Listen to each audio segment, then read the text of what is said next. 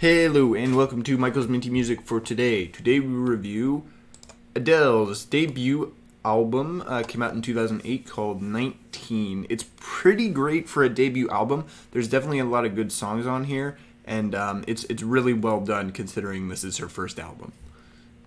This is the track listing, and these are the tracks I added to my playlist. 7 out of 12, just one over half.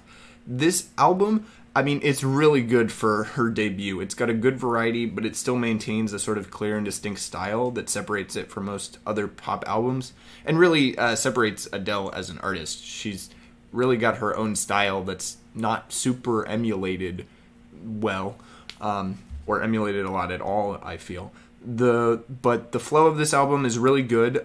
Even though most of the songs here are slower, the album doesn't feel super slow, since most of the more upbeat songs are placed throughout the album, and it really avoids sort of the drag that happens sometimes when you have an album that's mostly slow songs. Now, I won't say every song here is great, because there are some here that are probably not. But most of the songs on the album are definitely solidly good, and there are quite a few here that I say are definitely super great. Plus, the songs that aren't great aren't so bad that they drag the album down, which is really the sign of a quality album, and that's really what you want in general. So overall, quite a good album. There were 2 singles released before the album, Hometown Glory and Chasing Pavements, which was the big radio hit off of the album, along with Make You Feel My Love, which I think both of them still get played on the radio.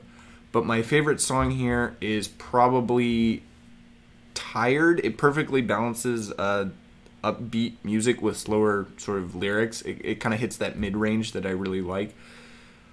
The only real competition for this spot was Right as Rain, which was a similar sort of styled song, but I do think Tired is better. It just sort of hits better at the end of the album. Now, I rank this album second out of all of Adele's albums, although with Adele, pretty much all of her albums is good. It's more based on personal preference. I think that 19 is better balanced than 30 and 21, avoiding some of the slowed down vibes that those two albums have. But I think that 25 is just as polished and has more good songs on it than 19. But I feel these rankings could be shuffled around a lot, though. Adele's albums have such a consistent quality, it's difficult to really rank them like this. It's not like some other artists where they have good and bad albums. Really, all of her albums are good, and they're all the same level of good, I feel. Now, this album doesn't take my top spot from 2008. That goes to Pink's 2008 album, Funhouse, which I think is just more polished. Since this is Adele's first album, it lacks a certain level of sort of, not production, but polish, I guess. Plus, it doesn't really help that I like Pink's style better. Pink is mostly upbeat with a bit of slow stuff, while Adele is mostly slow stuff with a bit of upbeat, and I generally like more upbeat songs. So that's one of the big reasons this takes the spot. But I do think Funhouse is just a more put together album. It just has more good stuff on it in the end. Next up is Guns N' Roses' 2008 album, Chinese Democracy.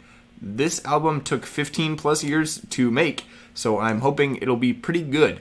But either way, I think with this album, I'll be glad to finish up Guns N' Roses, as this is their most recent last album. So stay tuned for that, and as always, stay minty.